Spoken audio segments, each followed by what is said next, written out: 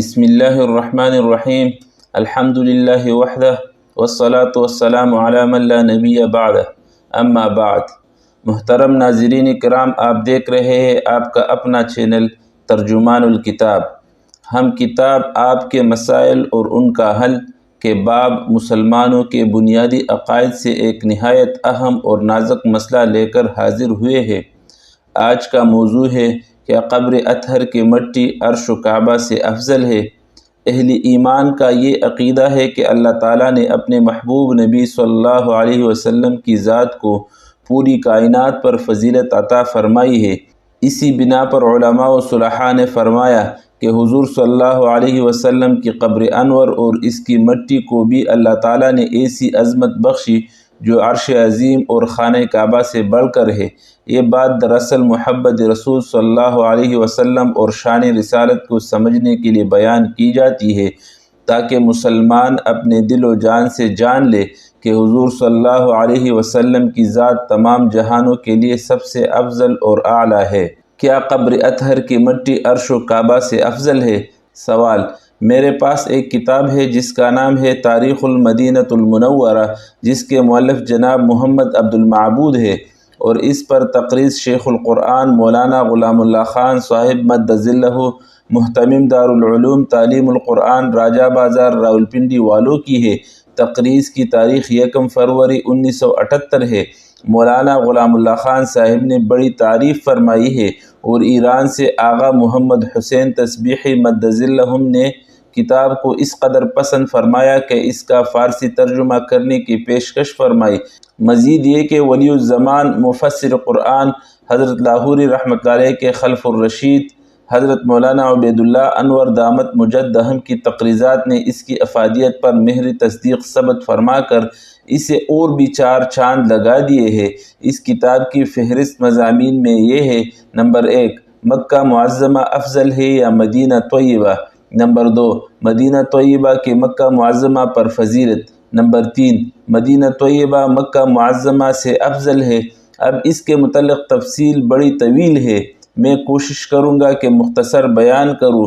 لکھا ہے کہ امت کا اس بات پر اجماع ہے کہ تمام روئے زمین پر افضل مقامات اور بزرگ ترین شہروں میں مکہ مکرمہ اور مدینہ منورہ ہے، زادہم اللہ تشریفا و تعظیما۔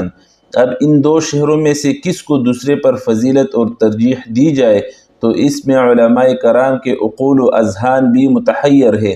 بہما علماء کرام اس بات پر متفق ہے کہ زمین کا وہ خطہ اور متبرک حصہ جو رحمت للعالمین فخر موجودات صلی اللہ علیہ وسلم کے جسد اطہر اور اعضائے شریفہ سے مسح کیے ہوئے ہے، وہ نہ صرف مکہ مکرمہ بلکہ کعبۃ اللہ سے بھی افضل ہے۔ سماوات 7 تو کجا، عرش عظیم سے بھی اس کی شان بالا، اعلیٰ، برتر، ارفع اور انتہائی بلند ہے۔ آگے ایک حوالہ یہ بھی تحریر کیا ہے کہ امیر المؤمنین سیدنا عمر فاروق اور سیدنا عبداللہ بن عمر رضی اللہ عنہما اور دیگر صحابہ کرام کی ایک جماعت اور حضرت مالک بن انس رضی اللہ عنہ اور اکثر علماء مدینہ مکہ مکرمہ پر مدینہ منورہ کو فضیلت دیتے ہیں۔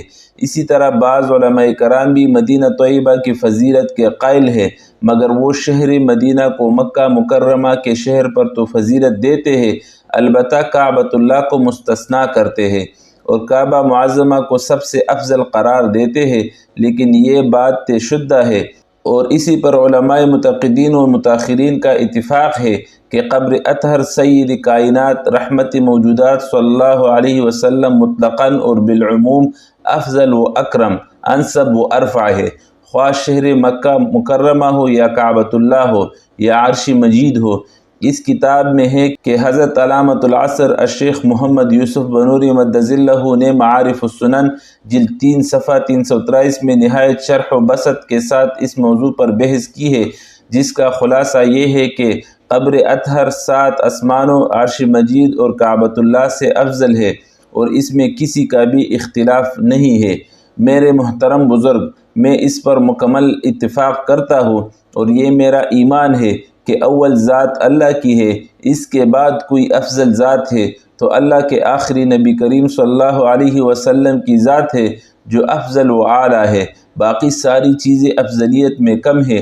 یہ سچ ہے کہ کعبۃ اللہ شریف کی بڑی عظمت و افضلیت ہے، اور عرش عظیم، لوح و قلم وغیرہ کی اپنی اپنی عظمت اور افضلیت ہے۔ اس کا کوئی بھی مسلمان انکار کر نہیں سکتا۔ اگر انکار کرے تو وہ مسلمان نہیں، لیکن پہلے اللہ اور پھر حضور صلی اللہ علیہ وسلم ہے۔ میرے محترم بزرگ، میرے دوستوں اور احباب میں سے بعض حضرات اس کو تسلیم نہیں کرتے اور کہتے ہیں کہ روضہ اطہر صلی اللہ علیہ وسلم کعبۃ اللہ اور عرش اعظم سے افضل ہو نہیں سکتا، اور ایسی باتیں کہنا نہیں چاہیے، اور وہ قرآن کی ٹھوس دلیل چاہتے ہیں۔ تو لہٰذا میں بہت پریشان ہوں کس کو سچ مانوں اور کس کو غلط۔ میں حضرت والا سے نہایت ادب و احترام سے گزارش کرتا ہوں کہ قرآن کی دلیل اور احادیث کی روشنی میں تحریری جواب سے نوازے کہ درست کیا ہے۔ جواب: جو مسئلہ اس کتاب میں ذکر کیا گیا ہے وہ قریب اہل علم کا اجماعی مسئلہ ہے۔ وجہ اس کی بالکل ظاہر ہے کہ آن حضرت صلی اللہ علیہ وسلم افضل الخلق ہے۔ کوئی مخلوق بھی آپ صلی اللہ علیہ وسلم سے افضل نہیں، اور ایک حدیث میں ہے کہ آدمی جس مٹی سے پیدا ہوتا ہے اسی میں دفن کیا جاتا ہے، لہٰذا جس پاک مٹی میں آن حضرت صلی اللہ علیہ وسلم کے جسد اطہر کی تدفین ہوئی اسی سے آپ صلی اللہ علیہ وسلم کی تخلیق ہوئی، اور جب آپ صلی اللہ علیہ وسلم افضل الخلق ہوئے تو وہ پاک مٹی بھی تمام مخلوق سے افضل ہوئی۔ علاوہ ازیں زمین کے جن اجزاء کو افضل الرسل، افضل البشر، افضل الخلق صلی اللہ علیہ وسلم کے جسد اطہر سے مس ہونے کا شرف حاصل ہے، وہ باقی تمام مخلوقات سے اس لیے بھی افضل ہے کہ یہ شرف عظیم ان کے سوا کسی مخلوق کو حاصل نہیں۔ آپ کا یہ ارشاد بالکل بجا اور برحق ہے کہ پہلے اللہ اور پھر حضور اکرم صلی اللہ علیہ وسلم ہے، مگر زیر بحث مسئلے میں خدا نخواستہ اللہ تعالیٰ کے درمیان اور آن حضرت صلی اللہ علیہ وسلم کے درمیان تقابل نہیں کیا جا رہا، بلکہ آن حضرت صلی اللہ علیہ وسلم کے درمیان اور دوسری مخلوقات کے درمیان تقابل ہے۔ کعبہ ہو، عرش ہو، کرسی ہو، یہ سب مخلوق ہے، اور آن حضرت صلی اللہ علیہ وسلم تمام مخلوق سے افضل ہے، اور قبر مبارک کی جسد اطہر سے لگی ہوئی مٹی اس اعتبار سے اشرف و افضل ہے کہ جسد اطہر سے ہم آغوش ہونے کی جو سعادت اسے حاصل ہے وہ نہ کعبہ کو حاصل ہے نہ عرش و کرسی کو۔ اور اگر یہ خیال ہو کہ ان چیزوں کی نسبت اللہ تعالیٰ کی طرف ہے اور روضہ مطہرہ کی مٹی کی نسبت آن حضرت صلی اللہ علیہ وسلم کی طرف ہے، اس لیے یہ چیزیں اس مٹی سے افضل ہونی چاہیے، تو اس کا جواب یہ ہے کہ اس پاک مٹی کو آن حضرت صلی اللہ علیہ وسلم سے ملابست یعنی ملاب کی نسبت ہے، اور کعبہ اور عرش و کرسی کو حق تعالی شانہ سے ملابست کا تعلق نہیں کہ حق تعالی شانہ اس سے پاک ہے۔ محترم ناظرین، یہ تھا آج کا ایمان افروز موضوع کتاب آپ کے مسائل اور ان کا حل سے، کہ قبر اطہر کی مٹی کو عرش و کعبہ پر فضیلت حاصل ہے یا نہیں۔ یاد رکھیں یہ مسئلہ عشق رسول صلی اللہ علیہ وسلم اور عقیدت مصطفیٰ صلی اللہ علیہ وسلم کے اظہار کا ہے۔ اہل ایمان کے نزدیک اللہ تعالیٰ کے محبوب صلی اللہ علیہ وسلم کی نسبت سے ہر چیز افضل و اعلیٰ ہے، اور یہی مسلمان کی ایمان کی بنیاد ہے۔ اگر آپ کو یہ ویڈیو پسند آئی ہو تو چینل ترجمان الکتاب کو سبسکرائب کیجیے، ویڈیو کو لائک اور شیئر کیجیے تاکہ زیادہ سے زیادہ مسلمان اس پیغام کو سن سکے اور اپنے عقیدے کو مضبوط بنا سکے۔ آخر میں اللہ تعالیٰ سے دعا ہے کہ ہمیں اپنے محبوب صلی اللہ علیہ وسلم کی محبت، عقیدت اور سنتوں پر عمل کرنے کی توفیق عطا فرمائے۔ آمین بجاہ سید المرسلین، والسلام علیکم ورحمۃ اللہ وبرکاتہ۔